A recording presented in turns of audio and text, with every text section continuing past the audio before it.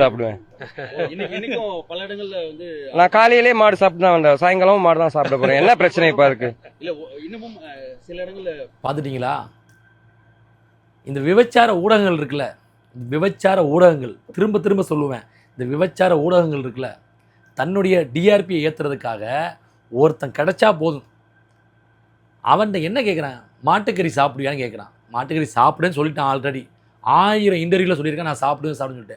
அவன்கிட்ட போய் நீ கேட்குற டாஸ் மக்கானுக்கு போவியா, டாஸ் மக்கானுக்கு போவேன் அப்படின்னு ஆல்ரெடி சொல்லிட்டான்.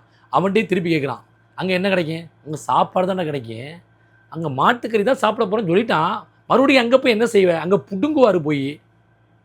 இந்த கேள்வி புடிங்கலாம் நீ கேட்கணுமாங்க? உங்களுக்கு என்னடா, உங்களுக்கு ஒருத்தனை அடித்து தரையோட தரையாக உட்கார வைக்கணும். அதுதான் இந்த விபச்சார ஊடகங்களுடைய வேலையை. நாட்டின் முதுகெலும்பில் ஒன்று. நீங்கள் வந்து நேர்மையாக இருக்கணும். ஒருத்தன் நல்லவனை வாழ வைக்கணும், கெட்டவனை மட்டும் தான் நீங்கள் அடிக்கணும். நல்லவனையும் அடித்து கீழே உட்கார வைக்கிறீங்களா, கெட்டவனை ஆக்குறீங்களா? அவன் வாயிலேருந்து ஏதாவது வரணும், அதை ஏதாவது வந்து பேப்பரில் போடணும், அவனுக்கு எதிராக மக்கள் திரும்பணும், அதுதானே உன்னுடைய ஆசை.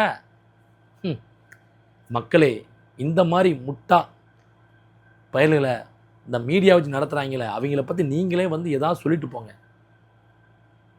சென்னை வந்திருக்கீங்க, திரும்ப தாஸ்மான் போக திட்டம் இருக்கா இன்னைக்கு உங்களுக்கு? எப்பவுமே தாஸ்மக்கான் போவேன் சென்னை வந்தா.